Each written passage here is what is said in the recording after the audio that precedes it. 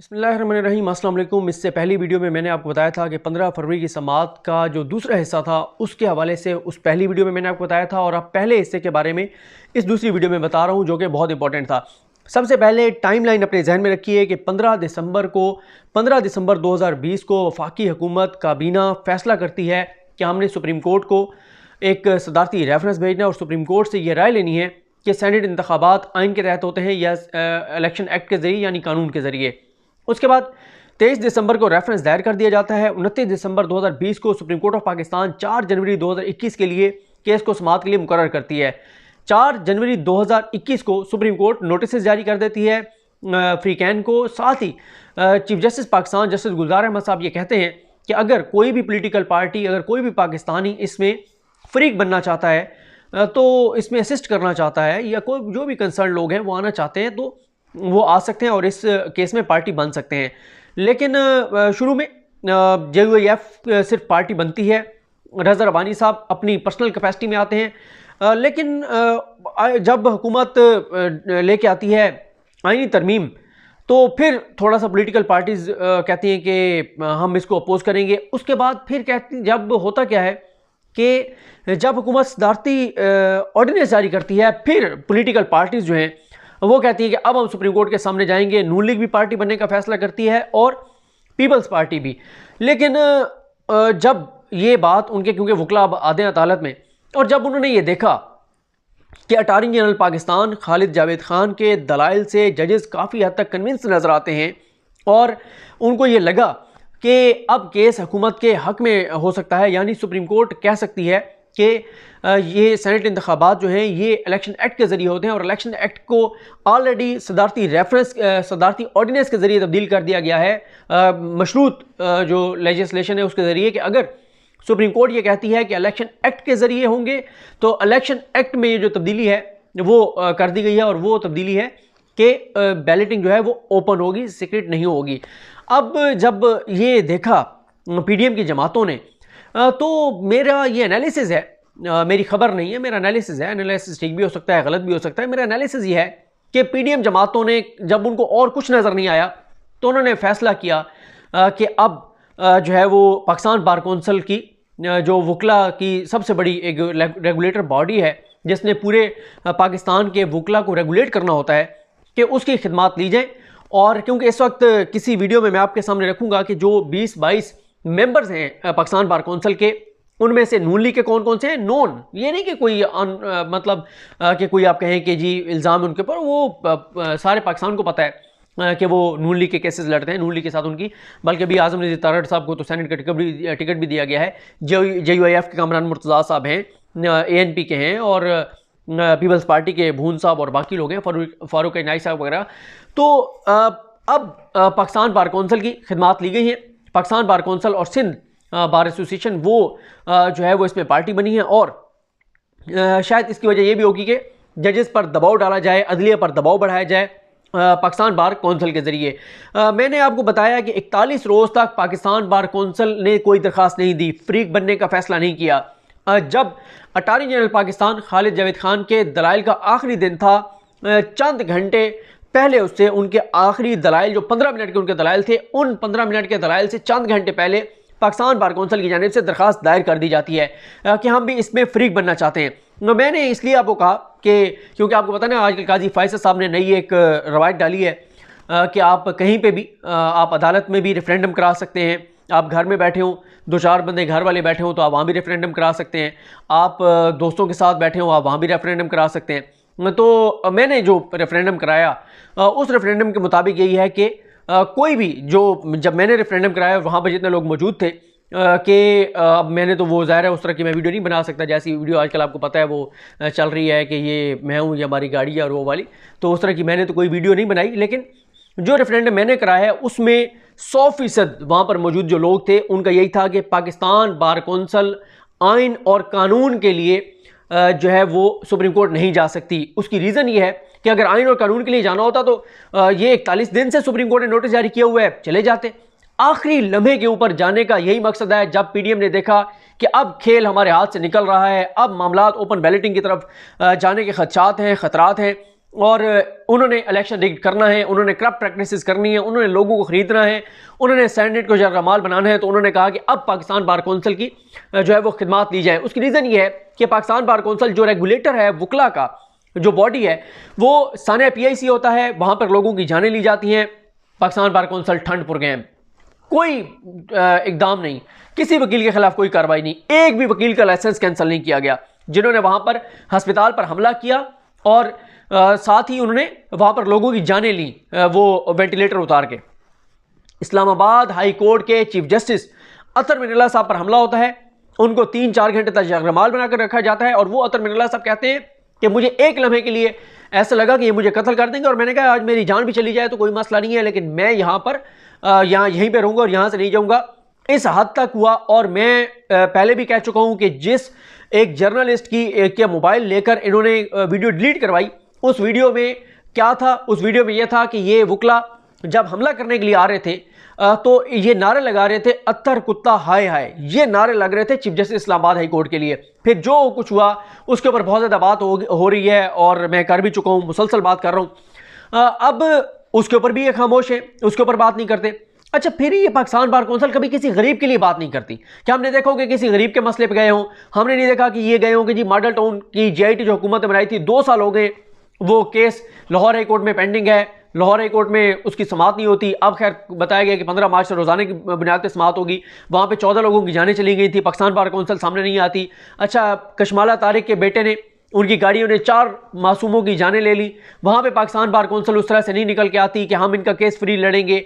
अच्छा, उसामा को शहीद कर दिया जाता है पुलिस की जानिब से, पाकिस्तान बार कौंसिल नहीं कहती कि हम इसका केस मुफ्त लड़ेंगे। फिर जितने वकला के खिलाफ दरखास्तें और लोगों की शिकायत होती हैं कि कई वकील जो हैं वो फ़ीसें ले लेते हैं, फ़ीसें खा जाते हैं, केस नहीं लड़ते। कई वकील दूसरे वकील से पैसे, दूसरी पार्टी से पैसे लेके और केस सही नहीं लड़ते। इन चीज़ों के ऊपर पाकिस्तान बार कौंसिल का कोई आपको बेहतरीन जो कोई इकदाम हो वो आपको नज़र नहीं आएगा। लेकिन बिलावल का मामला हो, आपको प्रेस रिलीज नज़र आएगी। आपको मरियम का मामला हो, प्रेस रिलीज नज़र आएगी। आपको नून लीग का मसला हो, प्रेस रिलीज नज़र आएगी। यहाँ तक कि बड़े बड़े वकला जिनमें सलमान कुराजा साहब हैं, वो नवाज शरीफ की तकरीरों पर पाबंदी हटवाने के लिए एंकर्स की दरखास्त पर केस लड़ने चले जाते हैं। वो सलमान कुराजा साहब कभी किसी गरीब का तो केस हमने नहीं देखा कि किसी गरीब मस्कीन मजबूर का केस, किसी बेवा का केस मैंने नहीं देखा। शायद लड़ते हो और शायद हमारे तक ना पहुँचता हो, लेकिन मैंने कभी देखा नहीं है कि किसी गरीब, किसी बेवा, किसी मस्कीन का केस उन्होंने मुफ्त लड़ाओ। और फिर यही होता है कि बहुत सारी जगहों पे पेश वकला हो रहे होते हैं, यही होता है कि मुफ्त केस लड़ रहे हैं। बड़े लोगों की बात कर रहा हूँ, लेकिन वो मुफ्त नहीं लड़ रहे होते, वो बैक एंड पे बहुत कुछ चल रहा होता है। तो अब यहाँ पे भी ये तासुर है जो मैंने रेफरेंडम कराया है काजी फैसल साहब की नक्श कदम पर चलते हुए, उसमें यही है कि ये कभी भी आइन और कानून के लिए अगर उन्हें जाना तो ये पहले चले जाते हैं। ये सिर्फ और सिर्फ PDM को फेवर देने के लिए, PDM के कहने पर, PDM की प्रॉक्सी के तौर पर, नवाज शरीफ और मौलाना फजल रहमान की प्रॉक्सी के तौर पर ये गए हैं अदलिया पर दबाव बढ़ाने के लिए। और यही बात की अटारनी जनरल पाकिस्तान खालिद जावेद खान साहब ने। उन्होंने कहा कि मुझे बहुत मतलब मेरे लिए शॉकिंग था, मुझे अफसोस हुआ कि वो पाकिस्तान बार कौंसिल जो इस्लामाबाद हाई कोर्ट पर हमले के मामले में खामोश है, उसकी मजम्मत नहीं करती, उस पर बात नहीं करती, वो पाकिस्तान बार कौंसिल यहाँ पे पहुँच गई है और ये मौक़िफ़ लेकर कि ओपन बैलेटिंग नहीं होनी चाहिए, सीक्रेट बैलेटिंग होनी चाहिए। उन्होंने अटारनी जनरल पाकिस्तान खालिद जावेद खान ने कहा कि मुझे नून लीग और पीपल्स पार्टी की तो समझ आती है कि वो चले आ गए हैं, लेकिन मुझे पाकिस्तान बार कौंसिल की और सिंध बार की समझ नहीं आती कि वो किस मकसद के लिए यहाँ पर आ गए। और आकर ये नहीं कह रहे कि रूल ऑफ लॉ होना चाहिए, कह रहे हैं कि बैलेटिंग ओपन नहीं होनी चाहिए, सीक्रेट होनी चाहिए। और उन्होंने कहा कि इन्होंने 4 जनवरी को करारदाद पास की कि ये जो हुकूमत ने रेफरेंस भेजा सुप्रीम कोर्ट को, यह बदनीयती पे मबनी है, और 4 जनवरी को वो पास की और अब ये यहाँ पर मुखालफत करने आ गए। तो उन्होंने कहा कि हमने तो सुप्रीम कोर्ट को रेफरेंस भेजा उनकी सुप्रीम कोर्ट की राय लेने के लिए, तो ये कहाँ से बदनीयती आ गई? तो उस पर एजाजुल एहसन साहब ने बहुत इंपॉर्टेंट रिमार्क्स दिए। एजाजुल एहसन साहब ने कहा कि बार ने मुज़म्मती करारदाद पास करके और हमें कॉपीज़ भिजवाई हैं, ये बिल्कुल प्रोफेशनल तरीका नहीं है। प्रोफेशनल तरीका ये नहीं है कि आप करारदाद पास करें, मुज़म्मती करारदाद, और उन जजेस को भेज दें जो कि ये केस सुन रहे हो, तो यहीं से अब वाज़ेह हो जाता है कि इसका मकसद, पाकिस्तान बार कौंसिल का वाहिद मकसद सुप्रीम कोर्ट के जजेस को के ऊपर दबाव बढ़ाना है। इससे पहले आपने देखा कि तमाम जतन करके देख लिए, मौलाना फजलुर रहमान ने थ्रेट करके देख लिया, मरियम ने धमकियां दे के देख ली, मरियम ने चीफ जस्टिस पाकिस्तान को ललकार के देख लिया, तमाम चीज़ें कर रही, लेकिन सुप्रीम कोर्ट में हमें पूरी इन समातों में एक बार भी नहीं लगा कि जजेस ने इनकी आवाज़ भी सुनी हो, क्योंकि जजेस इंडिपेंडेंट है, वो केस ज़बरदस्त अंदाज से सुन रहे हैं, ज़बरदस्त सवाल कर रहे हैं। अभी तक कोई कुछ नहीं कह सकता कि मामला इधर जाएगा या उधर जाएगा, फैसला कुछ भी आ सकता है। लेकिन जब इन्होंने देखा, ये मेरा एनालिसिस है कि जब पीडीएम ने देखा, मौलाना फजलुर रहमान ने देखा, नवाज शरीफ ने देखा, फिर क्योंकि इसमें बार कौंसिल में ज़्यादा लोग तो इनके अपने बैठे हैं जिनको ये बड़े बड़े केस देते हैं, और बार के इलेक्शंस के ऊपर और ये सारे मामलात के ऊपर करोड़ों रुपए की इन्वेस्टमेंट होती है, तो कहीं से तो आते होंगे ना ये करोड़ों रुपए। तो चले, वो करोड़ों रुपए कहीं से नहीं आते होंगे, ये अपनी जेब से खर्च करते होंगे। लेकिन वकील, इन्हीं वकला को ये आप बार के मेम्बरान देख लीजिए, और फिर उसके बाद करप्ट जो जिनके ऊपर करप्शन के इल्ज़ामात हैं उनके केसेस देख लीजिए कि किसका केस कौन लड़ रहा है, तो आपको सारी कहानी जो है वो समझ आ जाएगी। और अब तो मैंने आपको बताया कि सेनेट का टिकट उधर देखें फरूक नाइक साहब को दिया जाता है, इधर आजम तारड़ साहब को अब दिया जा रहा है। तो ये सारी चीज़ें आपके सामने आ जाएंगी कि कैसे पीडीएम की बड़ी चले पैसों की ना सही टाइम की और बड़ी पॉलिटिकल और हर तरह से इन्वेस्टमेंट है इन वकला के ऊपर। और यही वजह है कि पाकिस्तान बार कौंसिल जो किसी गरीब के लिए खड़ी नहीं होती। मैंने नहीं देखा, मैंने आपको मिसालें दे दी हैं, कशमाला वाला केस की दे दी है, उसामा वाले केस की दे दी है, आपको ये पीआईसी वाले केस की दे दी है, और कितने केसेस हैं, लेकिन कभी किसी गरीब के लिए हमने नहीं देखा कि इस तरह से पाकिस्तान बार कौंसिल जो है वो पेश हुई हो। तो इजाज़ुल एहसन साहब ने इसके बाद एक और बात की, उन्होंने कहा कि पाकिस्तान के बार्स का काम अदलिया को आइन और कानून के मुताबिक असिस्ट करना है।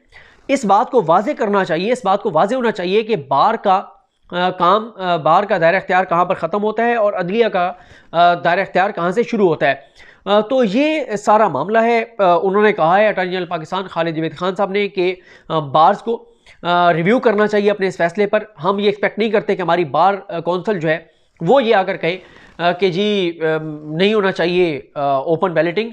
तो आप मुझे बताएं ना, इसमें बार का क्या फ़ायदा या नुकसान है, या मुझे बताएं कि बार को तो चलो आना चाहिए था ना कि पब्लिक इंटरेस्ट में आना चाहिए था, अवामी मफाद में आना चाहिए था।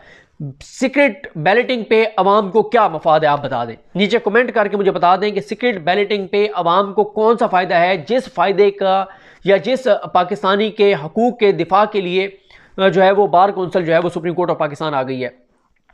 मरियम ने मुझे पिछले 6 माह में दिखाते, मैं वैसे किस्मत खान ज़िमरी साहब को कहूँगा इस पर एक स्टोरी बनाएं कि बार ने पिछले 1-1.5 साल में पीडीएम के हक़ में कौन कौन सी प्रेस रिलीज़ें जारी की हैं, कहाँ कहाँ पे उनके हक़ में स्टैंड लिया है, और साथ ही जो है वो भी कोई प्रेस रिलीज़ें दिखा दें जहाँ पे मरियम ने जो सुप्रीम कोर्ट पे हमले किए हैं, जो पीडीएम के जलसों में सुप्रीम कोर्ट को गालियाँ दी जा रही हैं, जो जजेस को गालियाँ दी जा रही हैं, वहाँ पर बार कौंसिल ने कहाँ पर जो है वो मजम्मत की है। मुझे तो कोई ना मजम्मत नज़र नहीं आई।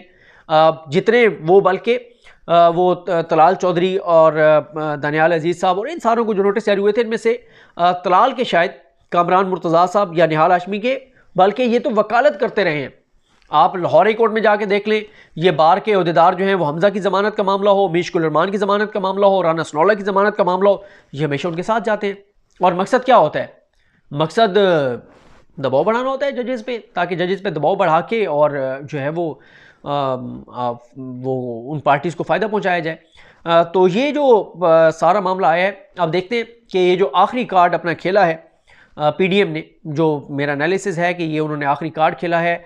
क्योंकि अगर मैंने आपको बताया कि आना होता पाकिस्तान बार कौंसिल ने, पहले दिन आ जाते 41 रोज़ बाद, जब अटॉर्नी जनरल के दलाइल बिल्कुल ख़त्म होने वाले थे, 15 मिनट के दलाइल रह गए थे, और उन दलाइल शुरू होने से चंद घंटे पहले ऐसे नहीं वो आ जाते। और वो मुझे भोला रिकॉर्ड याद आ गया, वो जो कहता है ना रकमा लगी आने, तो पता नहीं रकमें लगी या नहीं लगी, लेकिन ये ज़रूर है कि तल्लुकात तो हैं, और तल्लुकात पैसे ज़रूरी नहीं होता कि आप डायरेक्ट किसी उसमें दें, इनडायरेक्ट भी दिए जाते हैं। जैसे DI खान में एक साहब हैं, वो जब उन्होंने कोई सीट बेचनी होती है सरकारी, तो वो कहते हैं कि आप फ़लाँ मदरसे में जाएं, उसमें पैसे दें और उस मदरसे की हमें पर्ची ला दें। इस तरह से हलाल रिश्वत जो है वो ली जाती है। मुझे अपनी दुआ में याद रखें। लकरीम हम सबका हमें नासरू। अल्लाह हाफ़िज़।